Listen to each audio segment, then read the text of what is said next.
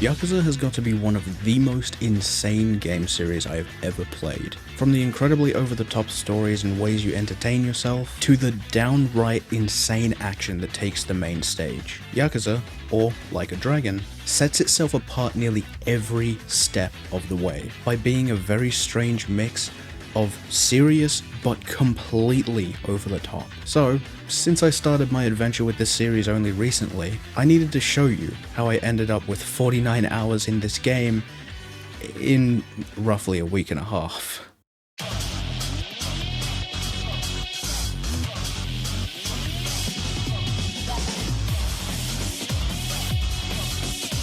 Yakuza 0 is a prequel that started the Kiwami remakes of Yakuza's 1 and 2, allowing them to change the story up a bit, while letting the games stay the same in essence, and cleaning up all of the issues that were very present in the original games. This is the game I started the Yakuza series with, and while I'm a few games deep now, more reviews on this series are coming very soon, Yakuza 0 still manages to be my favorite of this franchise so far.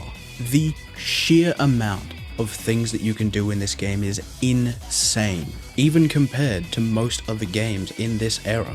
In the space of 20 minutes, you can go gambling, manage a hostess club, eat out at a restaurant, customize and race slot cars, and then finish it all off with a round of karaoke. And if that wasn't enough for you, there's arguably the focal point of the game.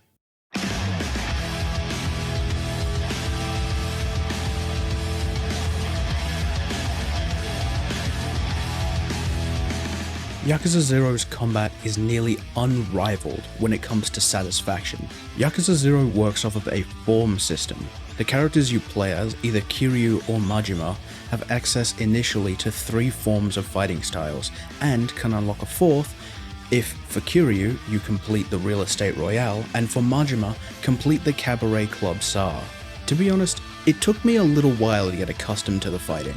Not because it's difficult to mash X and press Y occasionally on a controller, but because there are some insane difficulty spikes in this game without any warning. Bosses will be the main sticking points, and while you'd probably be fine fighting the first few with not a whole lot of thought, that changes quickly when you have to fight Kuze. So, before you start this fight, I'm going to give you a tip. Every boss has one form it is weak to, but that doesn't mean you can spam at them until they die. If you walk up to him and mash X, you will have your teeth forcefully removed. Sadly, this was something that I didn't really understand while playing for the first time, so most of the time I just ended up cheesing fights with beast mode, waiting until a character throws a punch, picking up a nearby chair and smashing it over their head until they can't stand anymore. By the way, is now where I should mention that apparently Kiryu hasn't killed anyone? Honestly, the biggest issue for me is that this game sets itself up as a combo game, wanting the player to make a string of attacks to do damage before then waiting for whatever the enemy has to throw at you.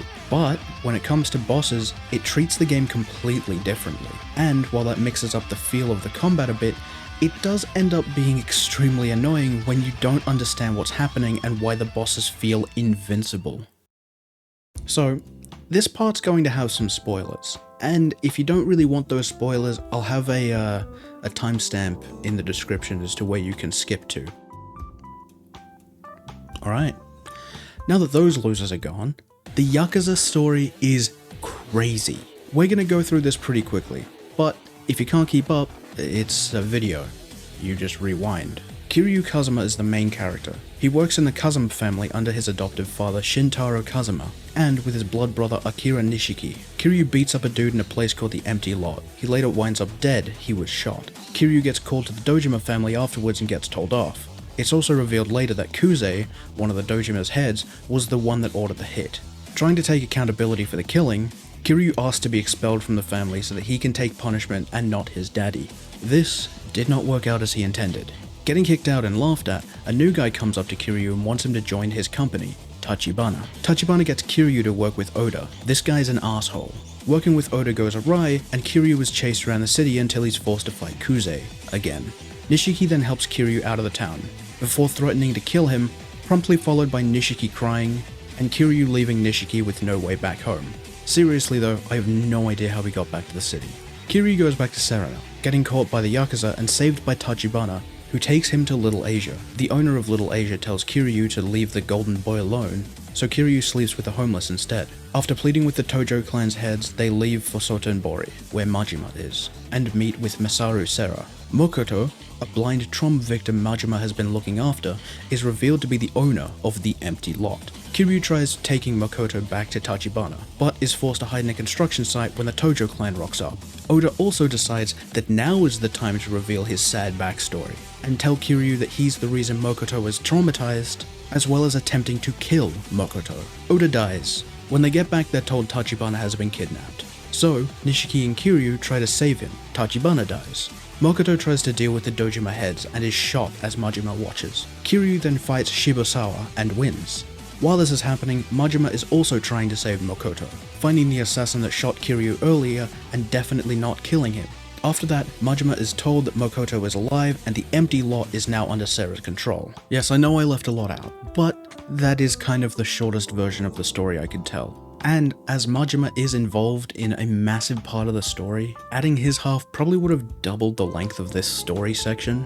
Honestly, as ridiculous as this story is, it had me hooked the entire way.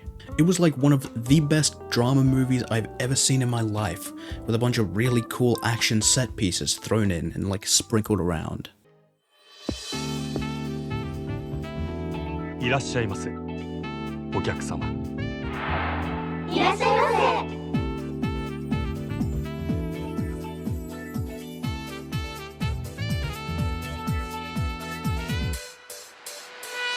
If there is one thing you have definitely seen in this game franchise, it is the absurd and crazy things that it allows you to do outside of the main story. Gambling, slot car racing, karaoke, and those are just the main ones. So, while I won't be able to go in depth with each of the minigames, I will at least touch on them. Let's start off with one of the most notable things in Yakuza, and one of my favorite parts of this game, the karaoke. I do have to admit first that the song selection is pretty small, but you can't expect them to have 30 songs in a game that has so much more happening in it already. The karaoke works with the face buttons, requiring you to press them in time with how they appear on the screen. Now, I love my rhythm games, so as usual I thought this game was going to be a walk in the park, and while I do have an average of 80 in every song I've played, this was far more difficult than I could have imagined. And to top it off, even though I haven't listened to these songs outside of the game, apart from Baka Mitai, every time I jump back into karaoke, I can't help but nod my head along. The animations at the back half of these songs are also so hilarious and amazing. It is hands down one of the main reasons this minigame is given such high praise. Pocket Circuit is also probably one of the strongest parts of this game. In this minigame, you are given a slot car. As you race the kids in the area, you unlock parts for your slot car. Tires, frame, motor, gears, battery, suspension, and the bumper are all parts that are changeable on your car. You can also swap out the body and paint it different colors. Even though in retrospective this is just watching a car go around a circuit, while I was progressing through the story, yes, there's a story for this minigame, I was genuinely so invested in my car, getting excited when I won and angry when I lost. Disco is pretty strange. While it's technically another rhythm minigame, it doesn't feel like it, requiring you to move a marker to buttons that you then have to hit in time with the music. I'm not gonna lie, this is one of the low points for me. While you can ignore it for the most part, if you want to progress through Cabaret Club Star and level all of the girls to max, you will need to play this. And speaking of Cabaret Club Star, this managed to take up a large amount of my playtime. It's not only a management game, not only a dating game, but arguably the true Yakuza experience. If any single person is willing to tell me that they like Yakuza 0 but don't enjoy dressing up their girls to fit exactly what they're looking for to fill out one of the weaknesses in their lineup, they are lying. Never in any other game have I become so quickly adept at memorizing hand signals and maximizing revenue I could get from each night. I seriously don't know what it is about this game that tickles my brain so much, but damn, it is satisfying. And those are just the main minigames in here. Because I don't want this review to end up being an hour long, I will end it there. But just so you know, the other options I didn't really touch on were Mahjong, because I don't know how to play it, Shogi, because I don't know how to play it, Bed of Sticks, Pool, and Real Estate Royale. I left out Real Estate Royale because even though I tried really hard for a very long time to figure it out, I still have no idea how it works. And so, evening sets on Kamurocho for this installment. And now I hope that you have at least experienced a piece of the insanity that is Yakuza 0. Overall, I think this game is outstanding, boasting one of the largest arrays of minigames I've ever seen, even to the point of rivaling Mario Party. And if that's not enough for you, the story, while it can be incredibly wacky, knows just how serious it needs to be to deliver an incredibly memorable and interesting experience. I know that even if I don't end up playing it again, it's a game I will be thinking about for years to come. So, if I had to put a number on this title, it would probably be a big fat Yakuza 0. With a little line in the bottom right corner. This installment sets up the next game beautifully. And even though the feel is a massive shock coming from something like Final Fantasy or Armored Core, I believe you'll quickly become acquainted with Kiryu and everyone he meets along the way. So, after all of that, thank you so much for watching. Keep an eye out for more of these in the future, and I'll catch you in the next one.